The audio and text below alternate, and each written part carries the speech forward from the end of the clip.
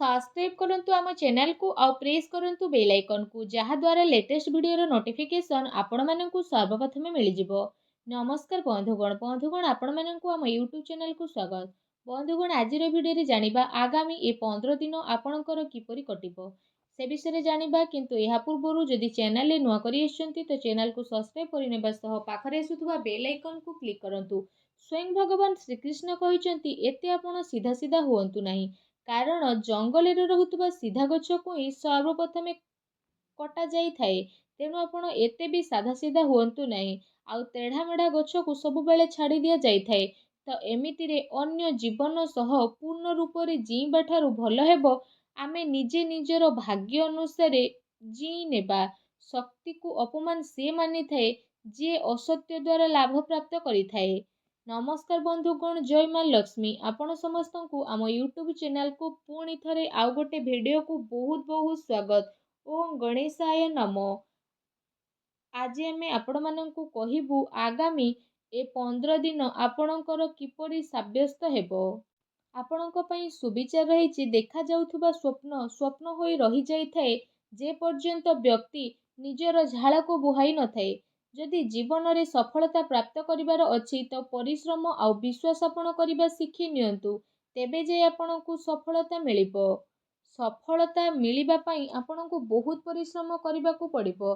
जदि आमे कहिबा ए 15 दिन रे स्थिति विषय आपण ए दिन रे निजर मनचाहा सफलता प्राप्त करिवे, ता सहित आर्थिक स्थिति रे सुधार मिलिबार जोग बनुछि।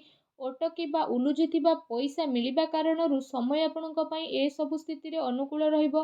विशेष भाବରେ पिलांकर पाठ पढ़ा आउ विवाह संबंधित गतिविधि रे खर्च आपणकर अधिक टिके होई पारे, सेथिपई भल स्थिति मध्य मिलिबो। ता सहित जदि फ्रेंड्स कहिबा पिलांकर किलकारी संबंधित कौनसी खुशी खबर मिलिबा कारणरू घरे खुशी भर वातावरण बनी जिवो। विशेष भाବରେ सरकारी कार्य जदि आपणकर चालुथुला तो ए सबु दिन रे कौनसी महत्वपूर्ण व्यक्तिंकर परामर्श आपणक सपक्ष रे मध्य जाई पारे।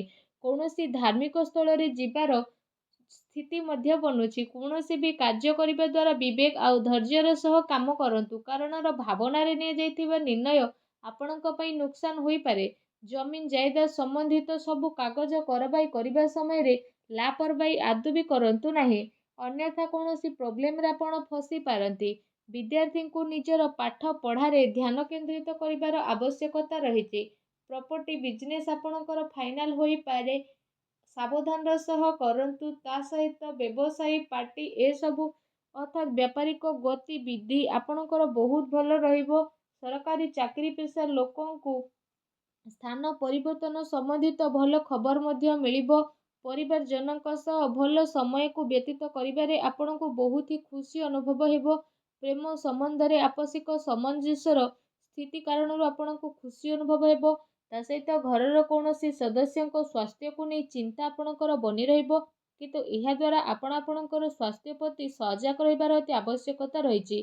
किछि कथा इच्छा विरोधी हेबा कारणरू दुख आपणकर बनी रहिबो, किंतु निजको ए सबु कथारू बाहर करिबा आपणक पई आसान मध्य होई पारे। ए दिनर व्यवहार आपण भावनात्मक रूप रे न करी निजर काम करिबा पई आपण ट्राई करि नियंतु। जेते अधिक मानसिक चिंतारे आपण रहिबे सेते कार्य को आपण करि परिबे नाही। तेणु मन को शांत रखंतु। काम सिलसिला रे कौनसी व्यक्तिंक सह कथावार्ता करिबा समय रे शब्दर उल्लंघन करंतु नाही, नचेत परे प्रॉब्लम रे पड़ी पारंती। रिलेशनशिप सह जड़ित कथा स्पष्ट रूप रे सामना को आसीबो। एहार निर्णय नेबा आपणक पई आसान रहिबो। कौनसी काम को करिबा पूर्वरु ता सह जड़ित इनफॉरमेशन जानिबा पई ट्राई करंतु। एहा द्वारा बहुत भल स्थिति बनिबो। आपणकर सम्मान बढ़िबो। माता पितांकर वरिष्ठ लोकंकर मान सम्मान मध्य आपणकर बढ़िबार अति आवश्यकता रहिछि। ता सहित तांको आशीर्वाद और सहयोग मध्य आपणको प्राप्त हेबो। अन्य ठारो अधिक आशा करिबा द्वारा निजर कार्य प्रणाली रे विश्वास करिबार आवश्यकता रहिछि। व्यावसायिक स्थिति रे कौनसी प्रभावशाली व्यक्तिंकर मार्गदर्शन आपणक पई सहायकर साब्यस्त हेबो। कहार परामर्श रे आपण आदौ भी फसंतु नाही। चाकरी पेशा व्यक्ति को बहुत भल भाବରେ निजर काम को करिवे। एहा द्वारा अधिकारींकर लाभ आपणको मिलिबो। पति पत्नींक भितरे मधुरपूर्ण समय रहिबो। अविवाहित लोकंक पई भल संपर्क मध्य आसी पारे। ତଥା ପରିସ୍ଥିତିରେ ନିଜକୁ ସନ୍ତୁଳିତ ଓ ମଜବୁତ ବନେଇକି ରଖିବା ଆପଣଙ୍କର ଆବଶ୍ୟକ ବା ଭାବନାତ୍ମକ ପ୍ରଭାବରେ ଆସିକି ସ୍ଥିତି ଆପଣଙ୍କ ପାଇଁ ବହୁତ ଭଲ ରହିବ। ତା ସହିତ ଯଦି ବିଶେଷ ଭାବରେ କହିବା ଆପଣଙ୍କର ନିର୍ଣ୍ଣୟ ଭଲରେ ଠିକ୍ ରହିବ, କିନ୍ତୁ ଭୁଲ ବୁଝାମଣା ଉତ୍ପନ୍ନ ମଧ୍ୟ ହୋଇପାରେ। କାମ ଦ୍ୱାରା ଆପଣଙ୍କୁ ପରିବର୍ତ୍ତନ ମଧ୍ୟ ଆସିପାରେ। ତା ସହିତ ଯଦି କହିବା ପାର୍ଟନରସିପ୍ରୁ ଦୂରେଇ ରହିବା କାରଣରୁ ଏକାପଣ ମଧ୍ୟ ଆପଣ ଅନୁଭବ କରିପାରନ୍ତି।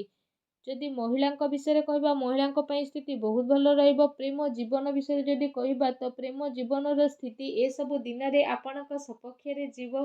ଆଉ ଏ ସମୟରେ ଆପଣ ଆପଣଙ୍କର ସବୁ କାର୍ଯ୍ୟକୁ ପୁରା ସମ୍ମାନର ସହ ପୁରା କରିବେ, ଯେଉଁ କାରଣ ପାଇଁ ପାର୍ଟନର ଜଣେ ଆଉ ଜଣଙ୍କର ମହତ୍ତ୍ୱକୁ ବୁଝିପାରିବେ। ତା ସହିତ ଏସବୁ ସ୍ଥିତି ଆପଣଙ୍କର ଆହୁରି ଅଧିକ ମଜବୁତ ମଧ୍ୟ ବନିଯିବ।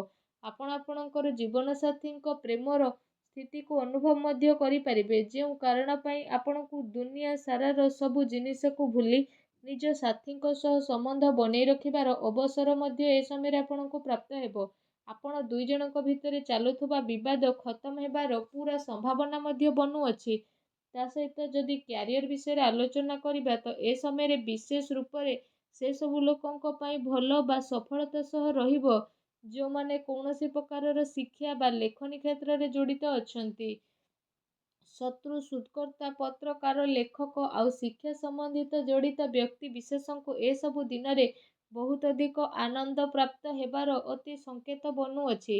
ଏ ଦିନରେ ଲମ୍ବା ଯୋଜନାକୁ ଆପଣ ବନେଇ ନିବେଶ କରିବାର ସ୍ଥିତି ମଧ୍ୟ ବନୁଛି। ତା ସହିତ ଏସବୁ ଦିନରେ ଆପଣ ସେ ସବୁ ପ୍ରୟାସର ଲାଭ ପାଇବେ ଯେଉଁ ସବୁକୁ ଆପଣ ପାଇବାକୁ ଟ୍ରାଏ କରୁଥିଲେ ଆଉ ବହୁତ ଅପେକ୍ଷାରେ ମଧ୍ୟ ଆପଣ ରହିଥିଲେ। ଯଦି ଶରୀର ବିଷୟରେ କହିବା, ତ ବିଶେଷ ଭାବରେ ଶରୀରରେ ଆପଣଙ୍କର ସୁଧାରତା ଆସିବ। ପୁରୁଣା ବେମାରୀରୁ ଆପଣଙ୍କୁ ଛୁଟକାରା ଅନୁଭବ ହେବ, କିନ୍ତୁ ମଝିରେ ମଝିରେ ଆପଣଙ୍କୁ ଟିକେ ଟିକେ ପ୍ରୋବ୍ଲେମ୍ ଆସିପାରେ। ବା ସାବଧାନ ରୁହନ୍ତୁ। ଖାଦ୍ୟପେୟ ଉପରେ ବିଶେଷ ଭାବରେ ଯତ୍ନ ରଖନ୍ତୁ।